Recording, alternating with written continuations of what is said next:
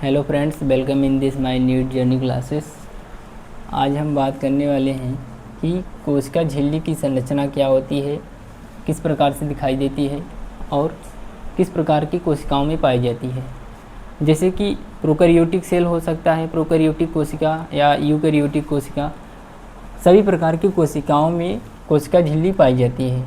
तो हम आज वही बात करने वाले हैं कि कोशिका झिल्ली क्या होती है। जैसे कि यहाँ पर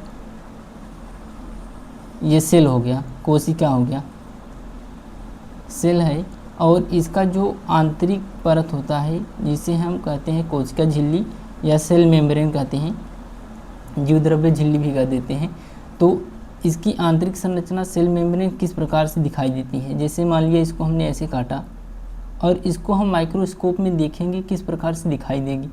सेल मेम्ब्रेन किस प्रकार से दिखाई देती है, एक कोशिका की आंतरिक झिल्ली किस प्रकार से दिखाई देती है, तो उसको हम डिस्कस करने वाले हैं। तो हमने यहीं पर इसकी संरचना बना लिया है, सेल मेम्ब्रेन की संरचना। एक छोटा सा स्ट्रक्चर हमने सेल मेम्ब्रेन जिसे कहा, उसकी स्ट्रक्चर या संरचना बना लिया है कि किस प्रकार से दिखाई देती है। सबसे पहले हम बात करने वाले हैं कि इसकी खोज किसने किया था।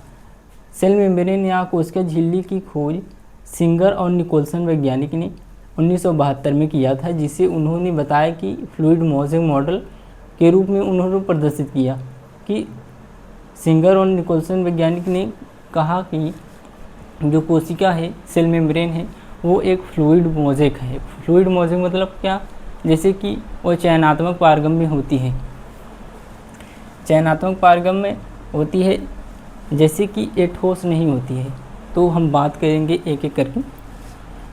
कोशिका झिल्ली सभी सेल में पाई जाती है, वह प्रोकैरियोटिक हो या तो यूकैरियोटिक हो, तो सभी प्रकार की कोशिकाओं में जो सेल मेम्ब्रेन पाया जाता है।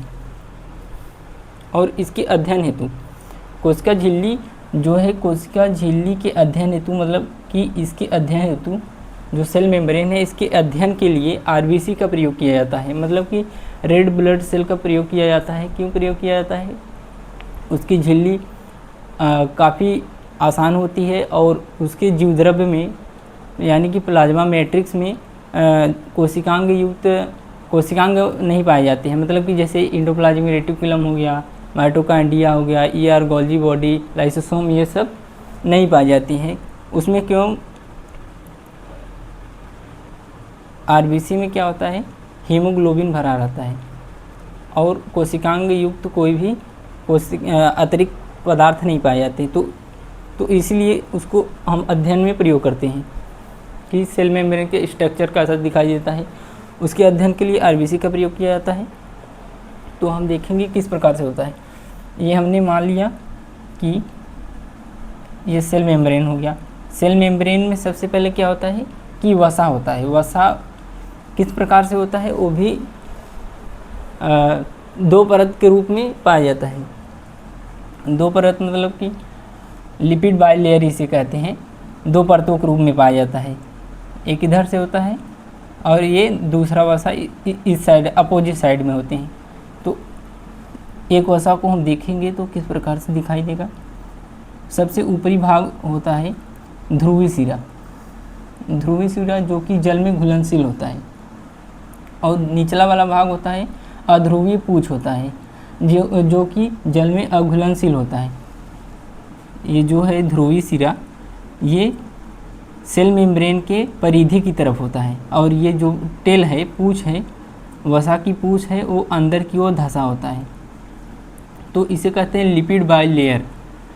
और इसमें क्या होता है, प्रोटीन पूरी तरह से भी धंसे हो सकते हैं और बाहर भी रह सकते हैं। जिससे कि पूरी तरह से धंसे होंगे, आर पार पूरा होंगे तो उसे कहेंगे अंतर्भूत प्रोटीन या आंतरिक प्रोटीन, और परिधि पर होंगे तो उसे हम कहेंगे परिधि प्रोटीन। और प्रोटीन क्या होते हैं, शर्करा होते हैं। शर्करा क्या कार्य करते हैं कि जैसे सेल के अटैचमेंट में, सेल को पहचान करने में, एक सेल से दूसरे पहचान करने में, एक सेल और दूसरा सेल कैसा है तो उसके पहचान में ये शर्करा जो है सहायक होते हैं। और इसमें क्या पाया जाता है, कोलेस्ट्रॉल पाया जाता है। कोलेस्ट्रॉल क्या है, कोलेस्ट्रॉल एक प्रकार का इसमें रसायन पदार्थ होता है कोलेस्ट्रॉल, जो कि इसे ज़्यादा फ्लूइडी ना बनाकर हल्का सा इससे स्टेबल रखने में यूज़ होता है इसका कोलेस्ट्रॉल। और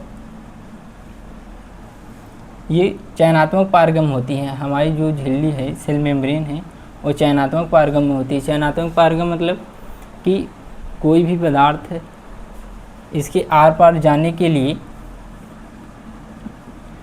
कि कौन सा पदार्थ है इसके अंदर जाएगा, सेल मेम्ब्रेन, जो कि ये जैसे सेल हो गया ये सेल मेम्ब्रेन है, तो कौन सा पदार्थ कोशिका के अंदर जाएगा, कौन सा पदार्थ कोशिका के बाहर आएगा, तो उसे हम कहते हैं कि चयनात्मक पारगम में होती है। जैसे जो जल में घुलनशील पदार्थ है वो जल में घुलनशील पदार्थ को कोशिका के अंदर डायरेक्ट प्रवेश नहीं हो सकता, उसको क्या है कि वाहक प्रोटीन चाहिए, जैसे कि सोडियम प्लस आयन हो गए, कैल्शियम प्लस आयन हो गए, ये सब चयनात्मक पारगम में नहीं होते हैं, इनको वाहक प्रोटीन की आवश्यकता है। जैसे सोडियम आयन हो गए, कैल्शियम आयन हो गए, इनको अंदर ले जाने के लिए वाहक प्रोटीन की आवश्यकता होती है।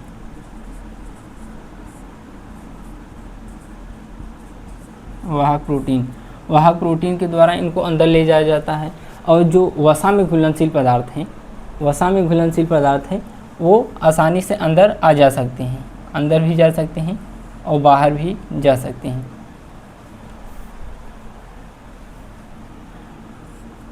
इसमें वसा की द्विपरत पाई जाती है ना, इसलिए जो वसा वाले पदार्थ हैं अंदर आ जा सकते हैं, उनको कोई दिक्कत नहीं है।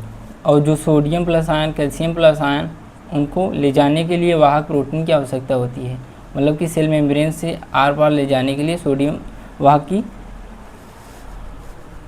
प्रयोग किया जाता है। और इसमें क्या है, जो वसा होता है वसा फ्लिप फ्लॉप गति करता है, मतलब ये वसा जो है सेल मेम्ब्रेन है ये तो फ्लूइडी है, मतलब कि तरल है, ठोस नहीं है, पूरी तरह से ठोस नहीं है, तरल होता है।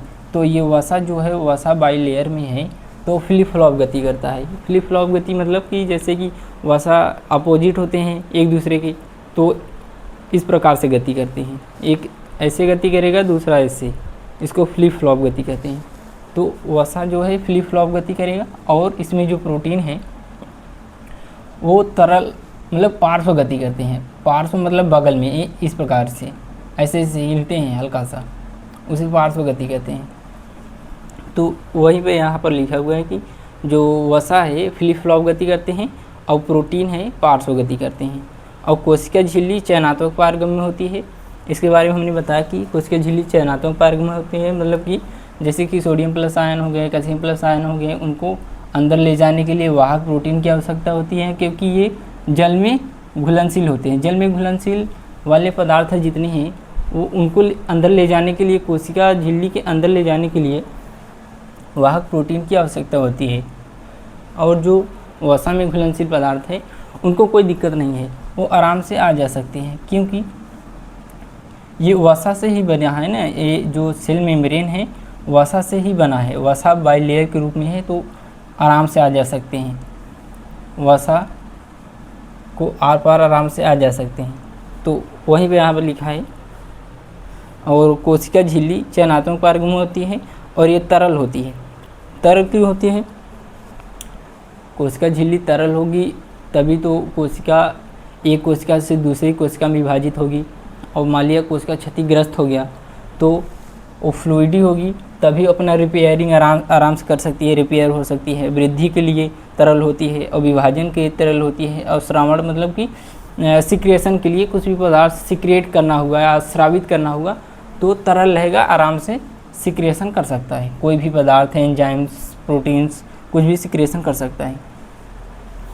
और इसमें क्या होता है, ध्रुवीय सिरा होता है, अध्रुवीय सिरा होता है। ध्रुवीय सिरा जो होता है जल में घुलनशील होता है, अध्रुवीय सिरा जो होता है पूछ होता है, अध्रुवीय सिरा वो जल में अघुलनशील होता है।